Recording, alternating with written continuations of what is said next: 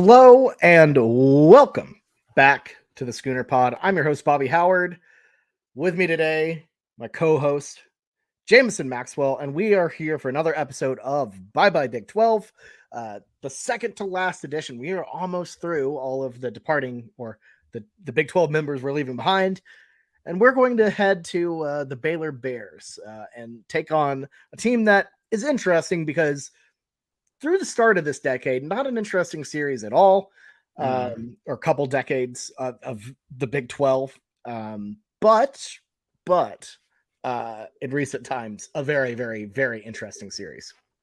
Yeah, it didn't really pick up steam to the 2010s. There was the one, like I remember people talking about the double overtime game in 2005 that OU ended up winning. That was a big name, but we could talk about this memory of Baylor. You know, obviously I talked about it on the last episode of Kansas, so go check that out if you haven't watched already. But, you know, recency bias is so strong. And obviously us being a little bit younger, like I remember the things more recent.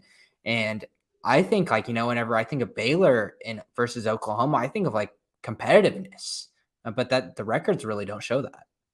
Right. So just a quick little rundown. OU, you know, they didn't really play a lot in non-conference before 1996 when they joined. OU undefeated in 5, just unremarkable non-conference matchups. And then starting in Big 12 play, the series has been 23-5, but Baylor didn't win their first game until 2011, which is wild, especially because they're in the same division. So they were winning, you know, they're playing every year. Of course, the time we're talking about, Baylor goes 3-1 from 2011 to 2014, including two big time blowouts in years they won the Big 12 championship. They really ran the conference. And barring a Big 12 championship meeting, the Baylor series is going to end on a 2-game winning streak for the Bears after Dave Aranda's win in Norman last year. And weirdly enough, that overtime game you brought up, first overtime game ever at Owen Field. So that's kind of cool. And the thing is, like, you know, our memories of Baylor, and here we go again. We're going down the same road. We're going to talk about negative memories first, because I guess this is just how my brain works. I'm sorry, everybody. But, you know, like my memories of Baylor, you know, like the times that I feel like I got hurt the most by the quarterback was RG3. That's like the legend. Like RG3 came out and destroyed us in 2011. But really, the quarterback that really took us for a ride the worst was Bryce Petty in 2013 and 2014. Obviously, those teams were just not that good. The Oklahoma teams were not that good. But Bryce Petty just had his way with us every single time we played him. Yeah, and I think that's a fair memory because with 2011 and RG3, because that was his game. That was his Heisman moment. Yep. So not only did it happen, but we just got it blasted across our ESPN constantly, watching him, you know, tear apart whatever small national title hopes we had at the time. But you're right. Baylor doesn't become Baylor without OU losing that game. Obviously, very short turnaround, but it set off something different with that program. Other things did too. We won't get into that. But 2013 and 14, brutal games. That 13 game, pretty good OU team. The OU team that ended up beating Alabama in the Sugar Bowl gets completely blown out on that Thursday night. That's the one where Sterling Shepard got completely, you know, speared. So love that. But apparently just a brutal, it was just a brutal game. Not fun. Bryce Petty tore us apart, of course. And then 2014, which was, I'm pretty sure that was our dad's day, our freshman year. And it started out good. Started out pretty good. Like OU they were down, but like it was a fight. And then that second half drive, Jamison, I'm sure you remember. Yes. Every quarterback playing 10 yards off, getting just down the field little by little. And I swear, I've seen some stuff at Owen Field. I don't think I've seen a crowd boo that bad. Like boo their own team that badly. That was unbelievable. It was so bad. 48-14 at home loss. And it's not like, you know, we were nothing. Obviously, we had a couple losses beforehand, but, you know, like we were still ranked at the time. Just That was such a painful game. Corey Coleman, I remember watching him and I was like, damn, this guy is just special. And I mean, he did have like a couple years like in the NFL where he played for a little bit, but that game made me think he was some kind of like superstar. Yeah, I mean, he was unreal. And look, let's just parlay this into the next year where, like, even though 13 and 14 were bad, 15 was great. And like, I feel like 15 gets overlooked because of how bad Baylor fell after that. You know, the whole Bryles thing went down that summer. Like, Corey Coleman was a Heisman, like a fringe Heisman guy that year. They were handing out little towels that said Corey Coleman for Heisman at College Game Day. Like, they were on top of the world. And that was a really good game too. That was honestly a lot of fun. You know, Jarrett Stidham came in. Obviously, Baylor sneaky had a lot of really quality quarterbacks throughout the 2010s. Like, you know, we talk about, you know, Bryce Petty, Jarrett Stidham, a lot of really good players. But that was a really, really fun game. Yeah, and for me, like, if we look at 15, I feel like most people will say their favorite game was the Tennessee game, which is fair. That's a memorable game, incredible comeback. 15 for me was like 15 Baylor was an experience. It was my sophomore year. You know, OU had kind of been down. Baylor was like the team, the standard. No one I really felt like gave OU that much of a shot. I'll never forget talking with one of my wife's friends, and went to Baylor, and I was like, yeah, so what do you think about the game? And he goes, yeah, I mean, I think OU will keep it close, but like eventually Baylor pulls away and wins 42-14.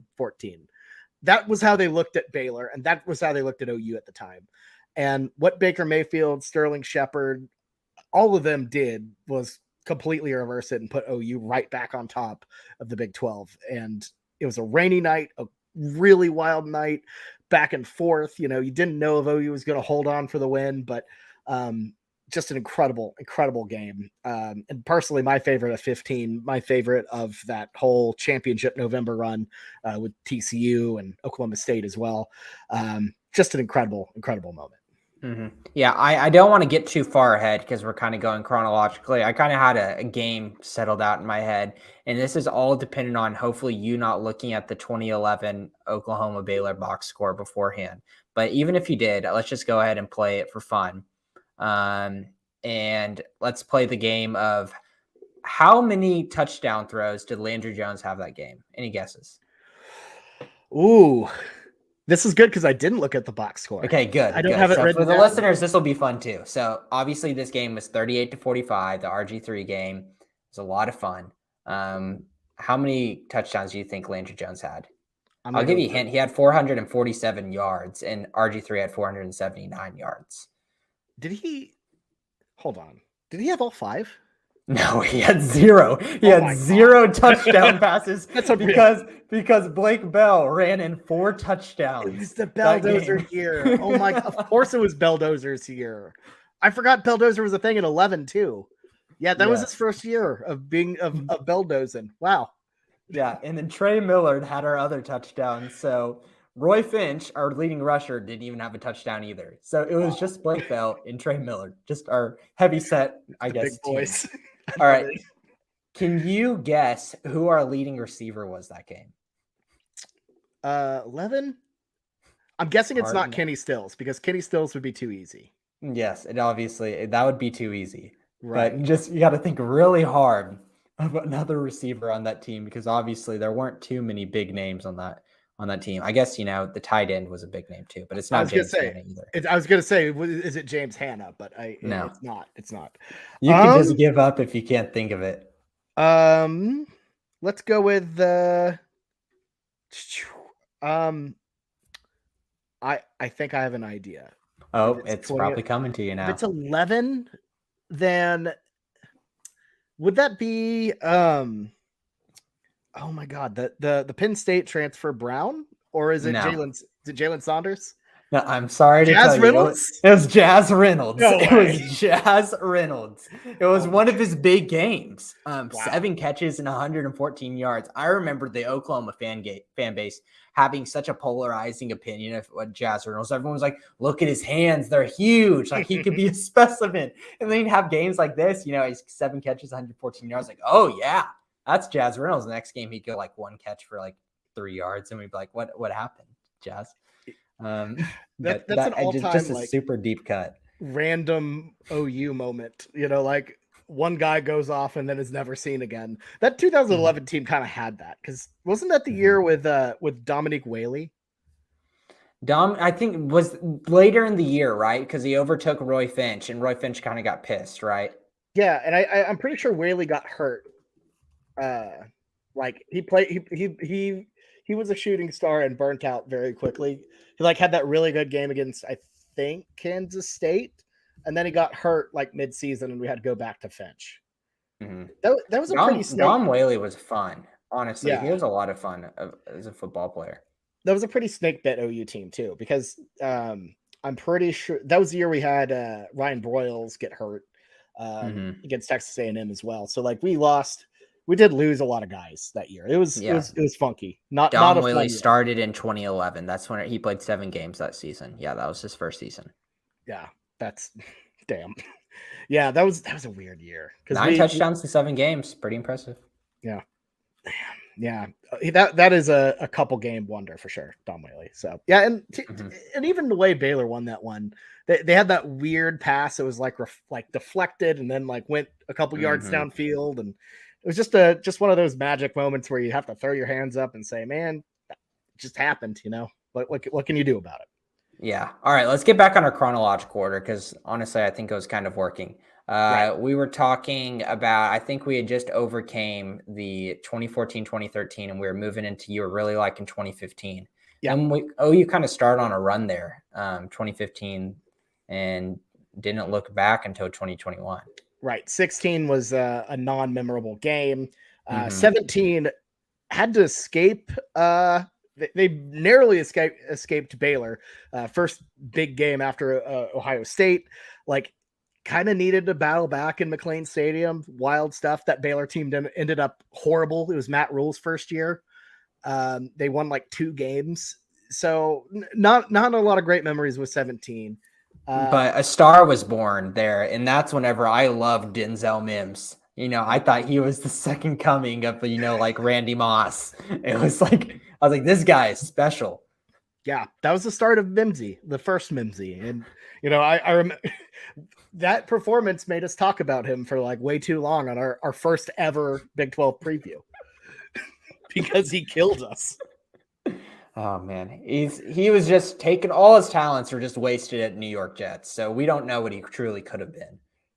Yeah, agreed. Who knows? 18 uninteresting. Kyler just kind of diced him up. It was an easy win for OU.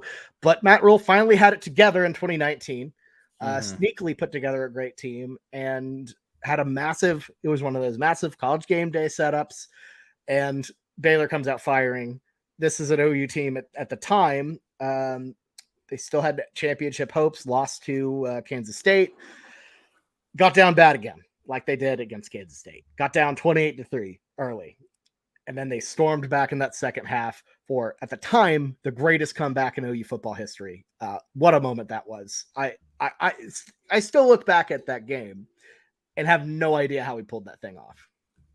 Remind me, Bobby. So I know Charlie Brewer went down with that neck injury concussion in the championship game afterwards. Right. In the 20, but did he also get one in the 28-3 comeback game? Did he also get hit then? Because I remember that being there was a worry he got hit twice. I think he ended up continuing to play, if I remember correctly. Okay. I remember the 28-3 was a super cool comeback, but I remember there was one tiny little asterisk in the back of my brain. Yeah, because I don't think Zeno played in that one.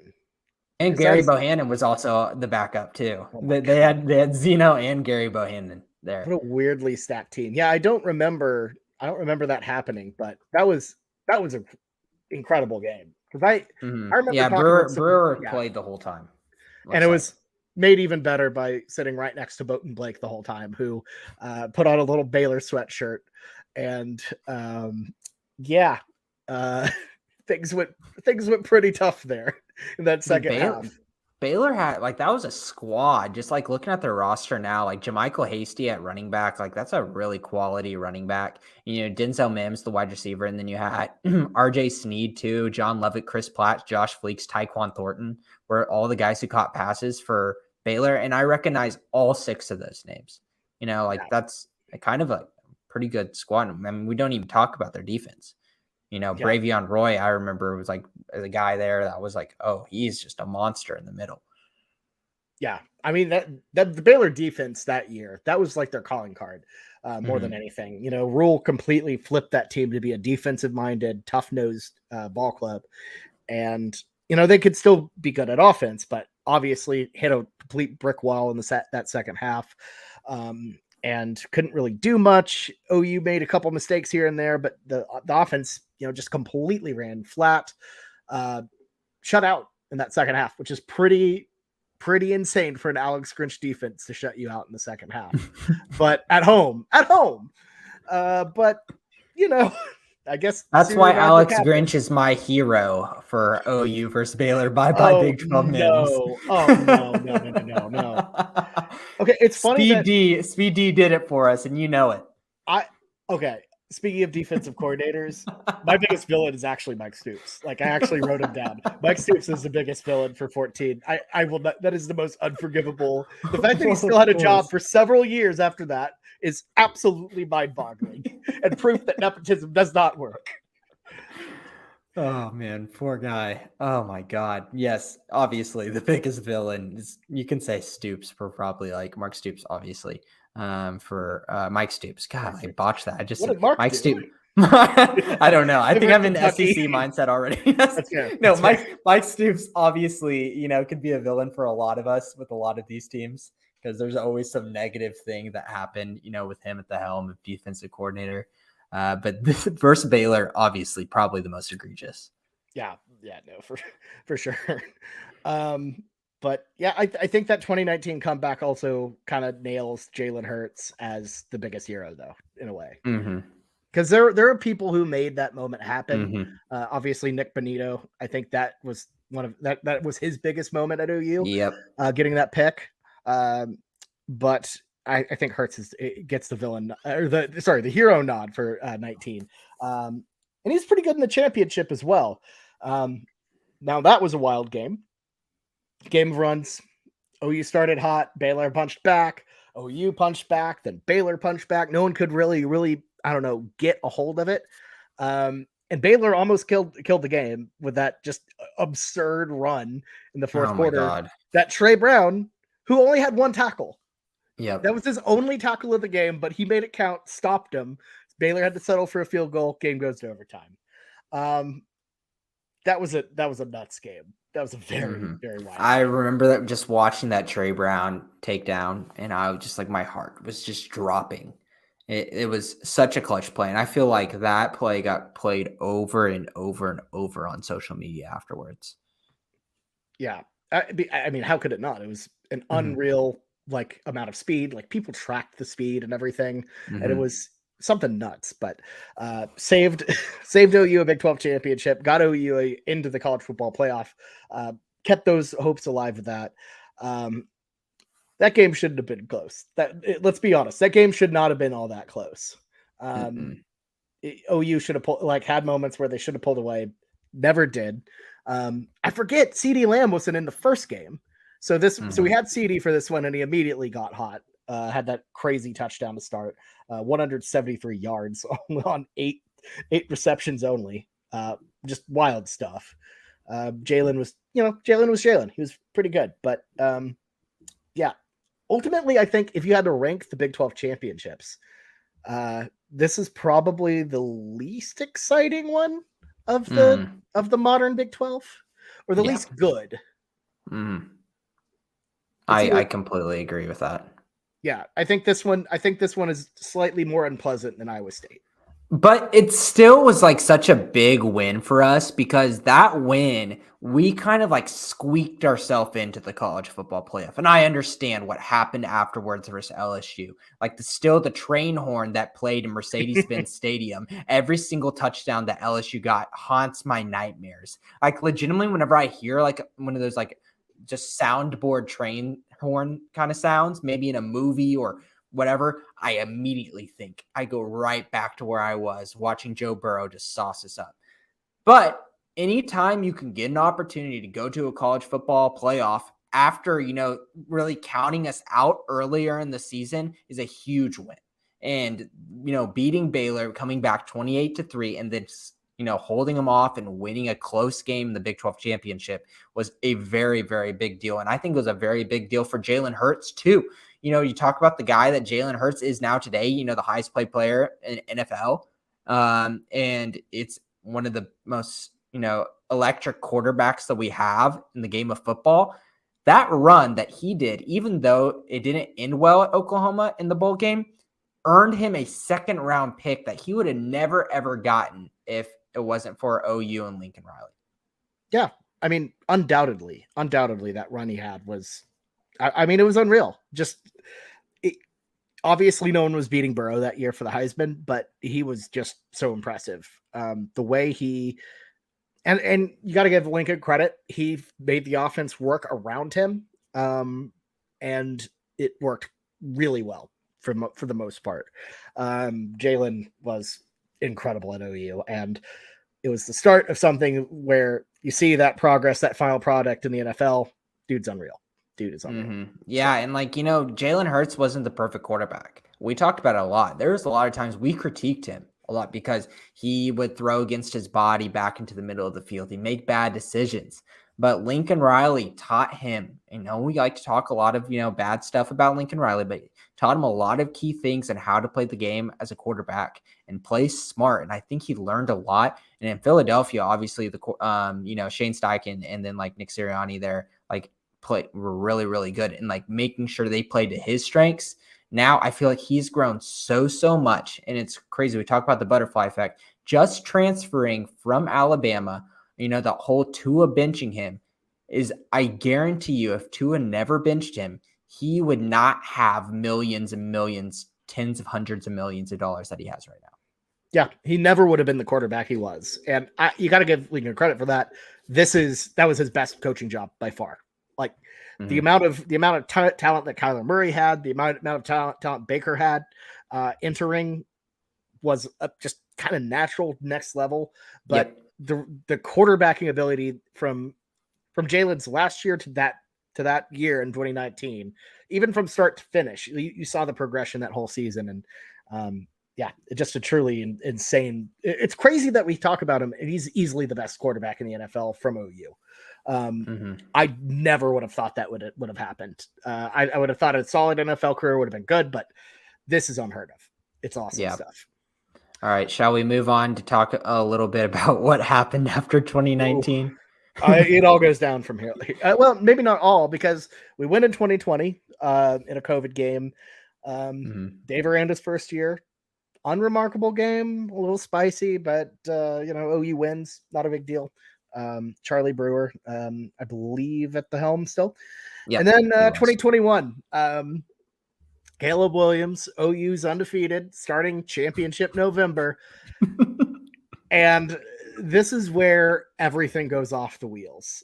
So everything goes completely off the rails here.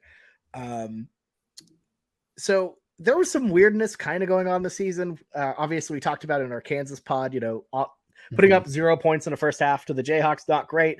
But we kept kind of, okay, let's be honest. It was denial, a little denial, a little delusion. Absolutely.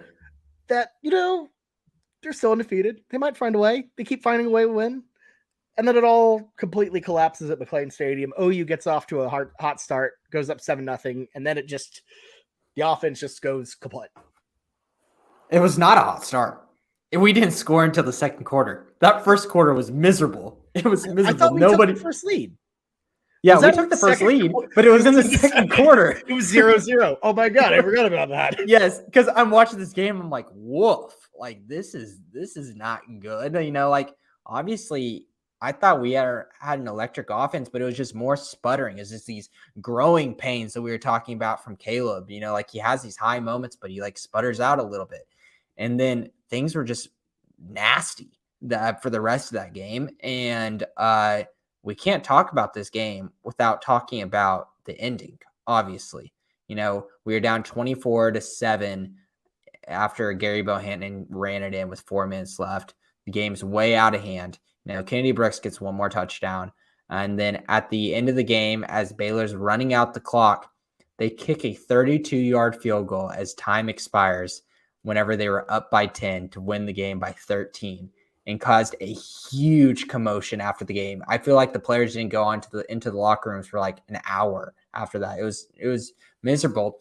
Dave Aranda comes out, says, I wanted to make sure I didn't have to worry about a tiebreaker. There was not even a close tiebreaker at the end of the season. I understand what he was thinking. I understand he's being a winner. And if I'm playing NCAA football, I'm doing the same damn thing. But this is not a video game.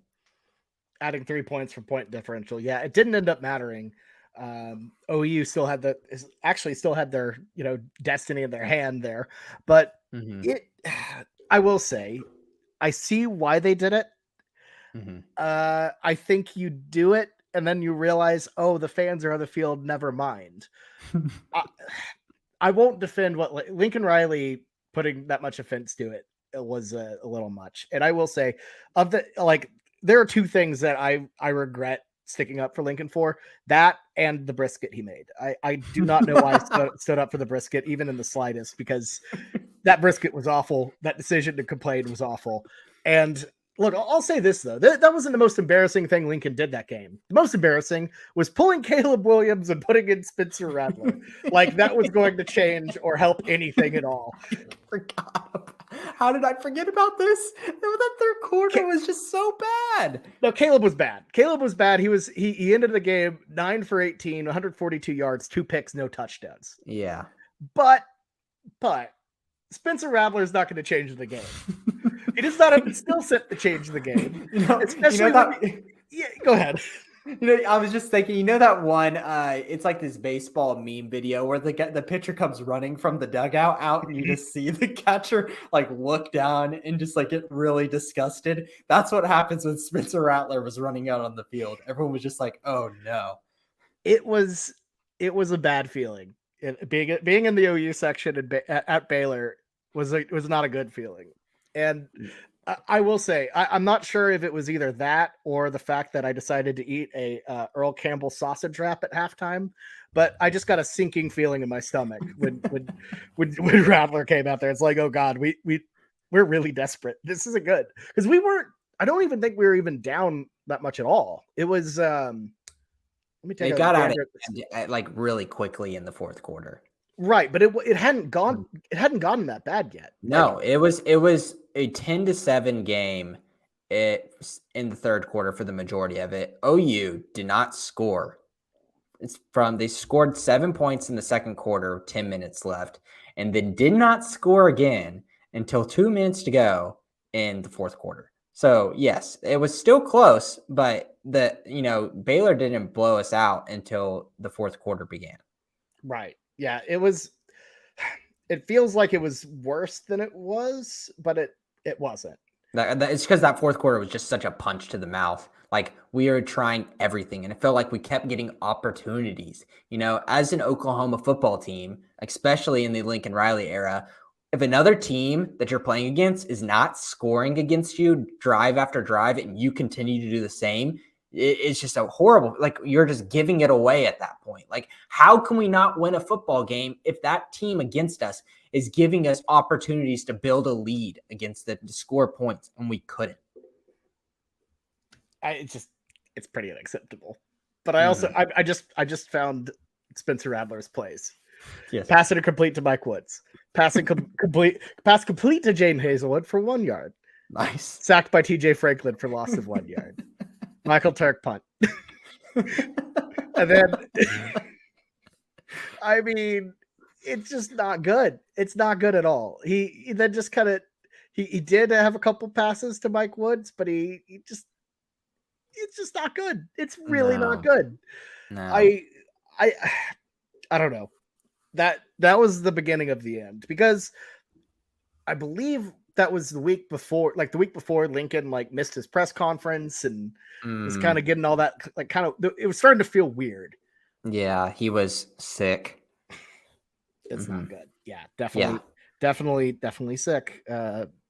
Maybe it's jet lag. I don't know, but not great. Imagine if he was at LSU right now. Just imagine if he was at LSU and we were playing him on the road next year. Worse. That would be way worse. So it could have been worse. It could have been worse, I guess.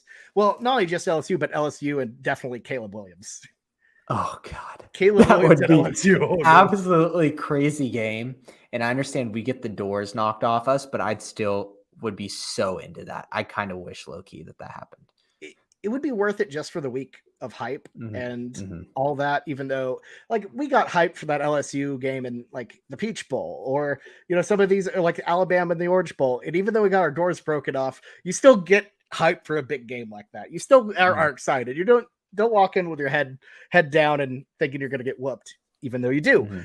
And you usually do at these moments. But anyways, 21, bad. Let's not even talk about 22. 22. We didn't see a lot of that one because we were at a wedding, but yuck. Awful. It's one of those games where you're watching on your phone. I know everyone here has had that opportunity where people love scheduling fall weddings and OU football games on, and you're like watching on your phone. The thing is, Bobby and I were both in the wedding, and they're taking like, you know, groomsmen pictures, and I was like, shit. And we'd have to put our phones down because you couldn't have your phone in your pocket because it looked bad in a picture. So we legitimately couldn't even just go off to the side and watch it. We had to take pictures at the time. Came back to our phone like, oh my God, Baylor scored. They're winning. And it was in the fourth too. Yeah, it was in the fourth. It was not a fun game and not a fun experience, but I guess we kind of saved ourselves by not watching a lot of it. Yeah, and I will say this too with that Baylor loss is there was, I don't want to say optimism because that's not the right way, but in the same way that Baylor kind of killed everything in 2014, where it's like, okay, like we might have a good year, who knows, like we might make a little run, and then Baylor comes in and just ends everything. That was the case here. You know, we had 3 losses, but like there was still an outside shot at the Big 12 maybe, and it's like, well, I could, you know, we beat Kansas and we beat Iowa State, like might finish strong, and then we just limped in that game. And a man named Squirrel just dismantled us and just took us and threw us in the dumpster. Squirrel, I'm pretty sure Squirrel, like he didn't really play anything. I don't remember him being good before, and I don't even know if he was good after even. He wasn't. People only knew him just because of his name, and the announcers loved saying it every single time, but he was a change of pace back. He just destroyed us is what it was, because the guy who was in front of him, I forget, they had like a bunch of running backs that year, was out. So Squirrel got a lot of run. 192 yards. Blake, yeah, it's not good. Especially when you're playing a team, you know, Blake Shapen had a 16.2 QBR. What are we doing? Your quarterback has a 16.2 QBR and you score 38. Like, how bad do you have to be defensively? We couldn't stop him at all. And like, I felt like offensively weren't awful, except for one guy. Except for one guy. If only Ty were here. Dylan Gabriel's 3 picks blew it. Bad turnovers blew it. So it's like, that was horrible. Not good. But that is the end of the Baylor series, unless we play them in the conference championship, which sucks. There are several of these teams where it's like just over now, and that's one where I don't know. I wish we got one more crack at them, but. So does that mean you're going to miss them because you wish you had one more? Yeah, because I can see your notes right now. I can see what you said about missing them. Yes. And it's quite adamant that you're not. But you want one more crack at them. So isn't that kind of the definition of missing them? You know, you wish you had one more thing to say to them. No. So for me, it's like, it's that I didn't get that OU didn't get the final word. You know what I mean? It's like, it's like if it was like a breakup or something. And right, like when you left, they said one thing that like they got the last word. They had a sick burn, and you forgot to respond to it, and you're just sitting there, and you're like, man, they got the last laugh, and I don't want to go back to it. I don't want to deal with it anymore. But I just inside my head, I hate that they got the last win. It sucks because I mean, look at what A&M did with that last win. I didn't think of it. I didn't think any of it at the time in the Cotton Bowl, but they still lord that over us to this day. That's A&M. It's A&M. They take what they can get. Yeah. Baylor, obviously not the same. Just, some Baptist kids yelling kill. And, they're really not that harmful. Or okay. I'm just going to let Bobby keep talking. I think he's going to dig himself out of this hole. Let's see it. Let's see if he can do it. That would be the first time I ever did that. No. Yeah.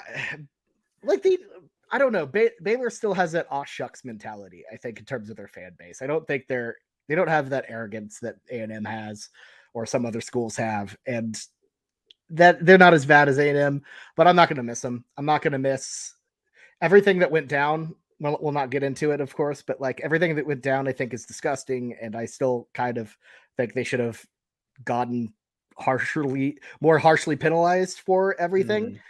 And I don't know. The program as a whole, I don't like it.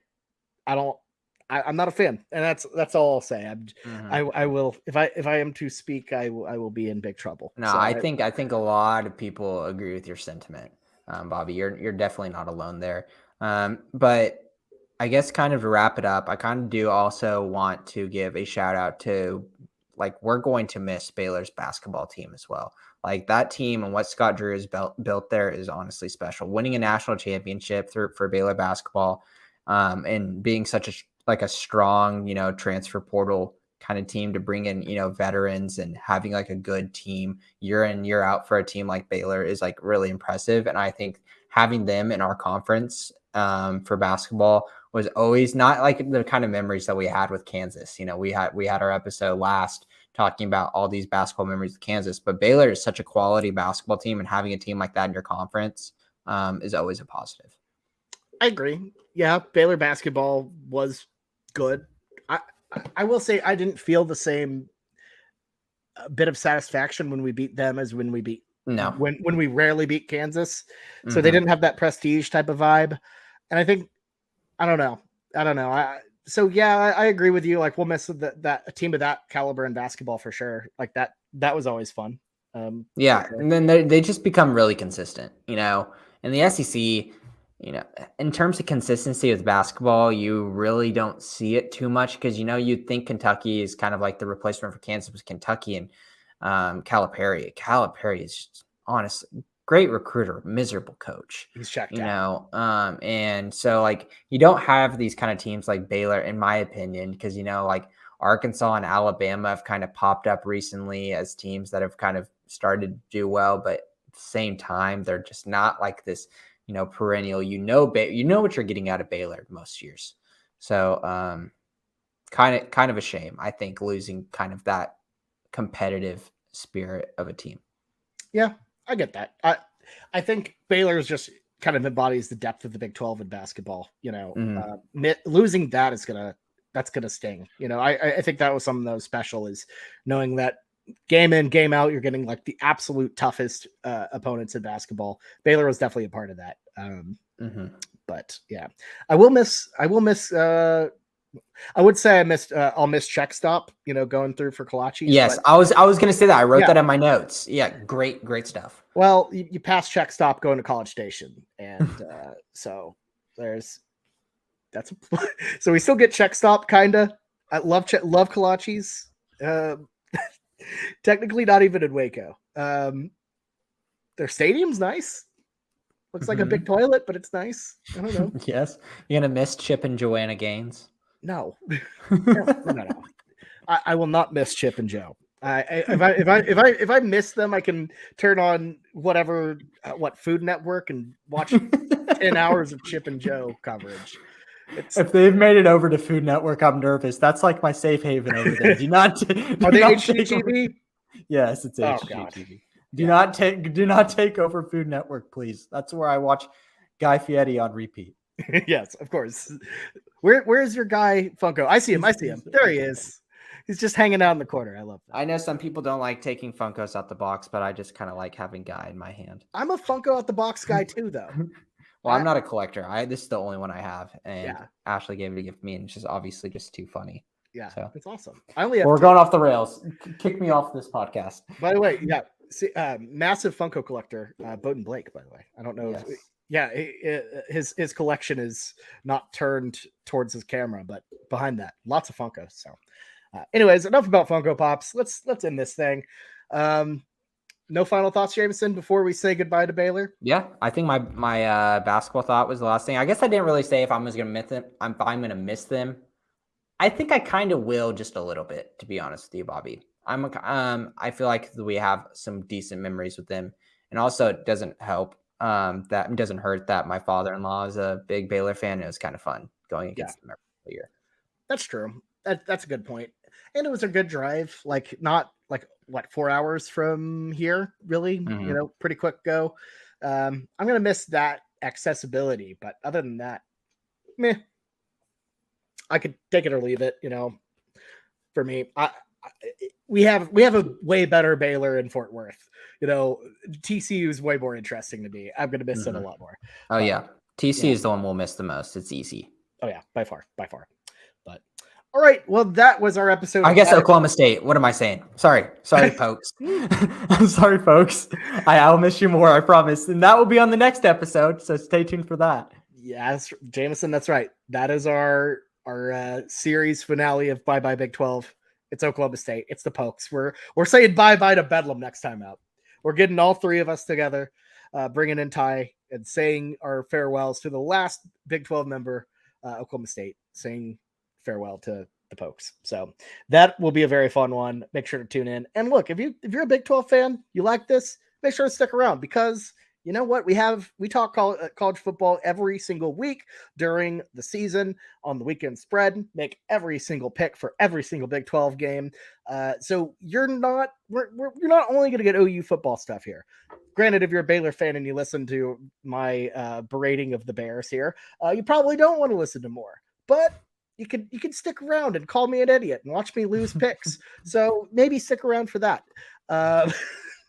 But yeah, make sure to hit that subscribe button. Keep that rolling if you're watching on YouTube. If you're listening on the podcast feed, thank you so much for that as well. So yeah. Well, Jamison, this has been fun taking a trip down memory lane, down to the Brazos, say goodbye to Baylor. But it's time to wrap it up. So until next time, have a good one, everyone, and Boomer Sooner.